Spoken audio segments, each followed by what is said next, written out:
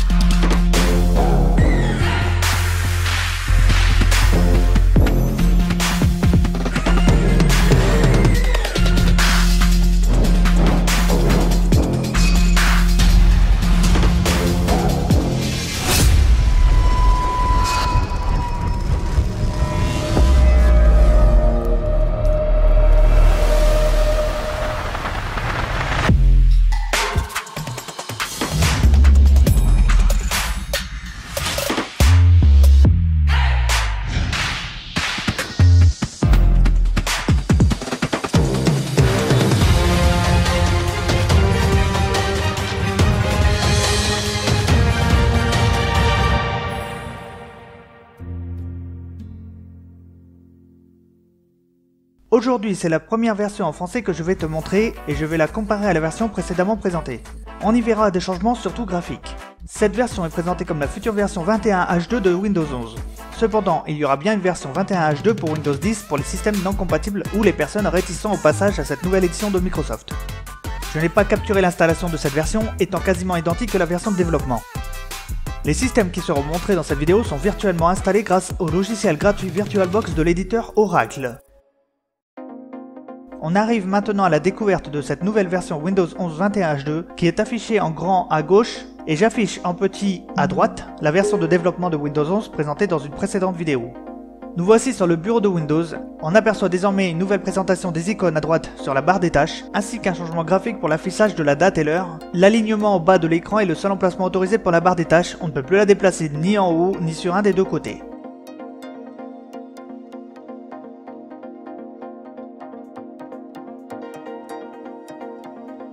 Le menu n'a pas changé depuis la version de développement, il diffère tout de même de celui de l'ancienne édition de Windows 10 et les anciennes vignettes dynamiques du menu ont totalement disparu. Les groupes et dossiers d'applications nommés ne sont plus pris en charge et la disposition ne peut pas être redimensionnée.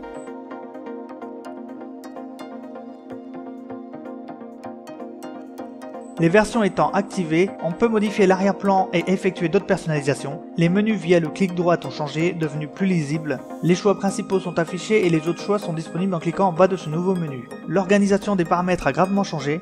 Avant, il y avait les rubriques à gauche et ensuite les choix à droite. Maintenant, il y a toujours les rubriques à gauche, mais à droite, il y a les sous-rubriques. Et par exemple ici, le choix du fond d'écran, celui des couleurs et des thèmes se font en rentrant dans des sous-rubriques. Les rubriques affichées à droite étant ceux des paramètres et non de la rubrique à laquelle on se trouve.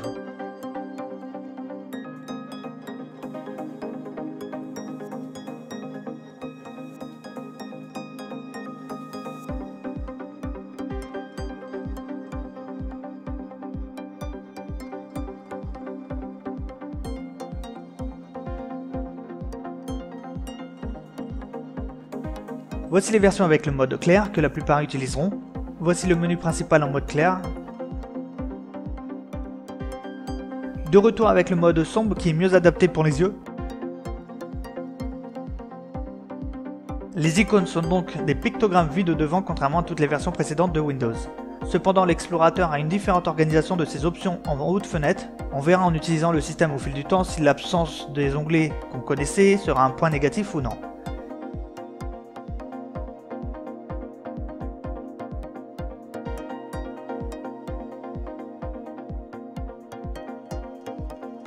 Cette première version en français est notée 21H2, le nom de la version qui devra sortir fin 2021, que ce soit pour Windows 10 ou pour Windows 11.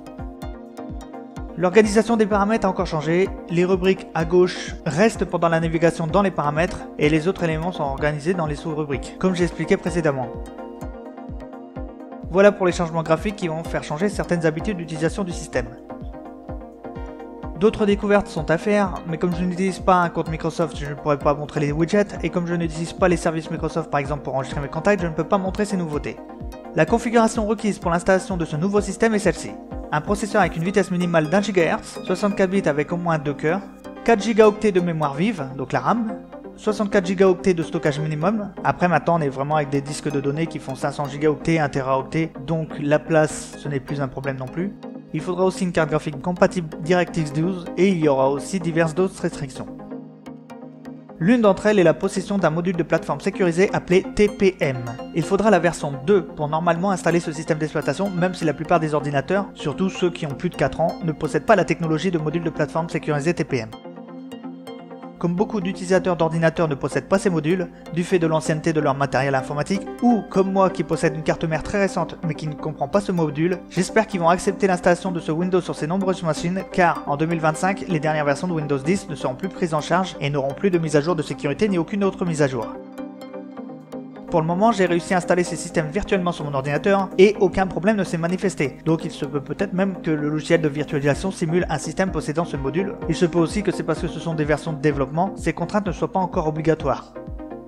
Donc voilà, on en a fait le tour graphiquement. Sur les machines virtuelles, je ne peux pas tester certaines améliorations.